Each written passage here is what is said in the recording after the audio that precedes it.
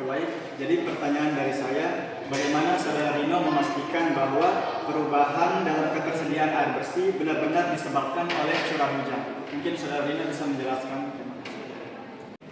Terima kasih atas pertanyaan dari saudara dan saudari. Yang pertama, saya akan menjawab pertanyaan dari saudara Faik terlebih dahulu.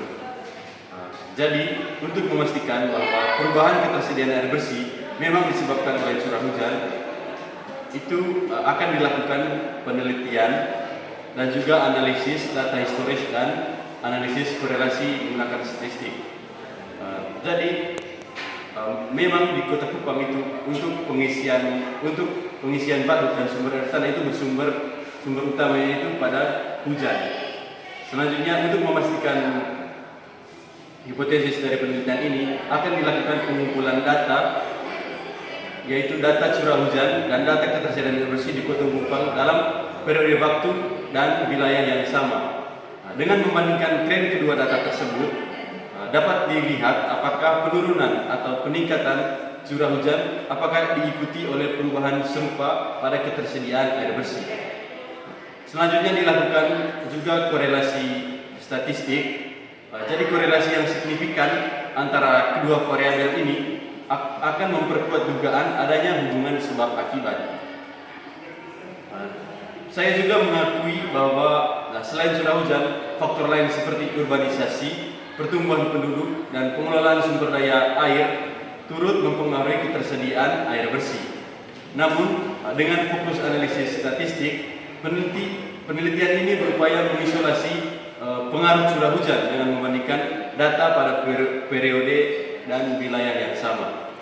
Dengan demikian, meskipun meneliti sebab akibat meskipun saya tidak meneliti hubungan sebab akibatnya secara eksperimen, namun saya dapat memastikannya melalui hubungan antara curah hujan dan ketersediaan air bersih melalui analisis data historis dan korelasi statistik yang kuat.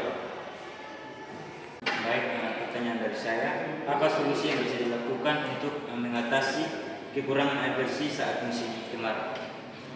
Baik, untuk pertanyaan kedua dari saudara Felton, yaitu terkait pengelolaan air bersih yang baik di musim kemarau. Jadi sebenarnya ada banyak cara atau banyak hal yang bisa dicoba untuk mengelola air bersih agar tidak kekurangan pada saat musim kemarau. Namun sesuai dengan penelitian yang akan saya lakukan terkait curah hujan, jadi solusi yang efektif yang saya anjurkan yaitu memanfaatkan air hujan dengan membangun sarana penampungan air hujan atau PAH di rumah warga. Dengan sarana ini, air hujan yang turun selama musim hujan dapat disimpan dan digunakan saat musim kemarau, sehingga membantu menghemat pengeluaran rumah tangga untuk kebutuhan air bersih dan mengurangi ketergantungannya pada PDAM. Di sini saya ingin bertanya, apakah terdapat perbedaan signifikan secara spasial dan temporal dalam distribusi curah hujan dan akses terhadap air bersih antara kelurahan di Kota Kupang, dan bagaimana diferensial tersebut dapat dijelaskan dengan mempertimbangkan faktor-faktor ekologis, sosial ekonomi, dan kelembagaan lokal dalam kerangka analisis sistem sosial ekonomi. Terima kasih. Baik, yang terakhir untuk faktor kelembagaan lokal.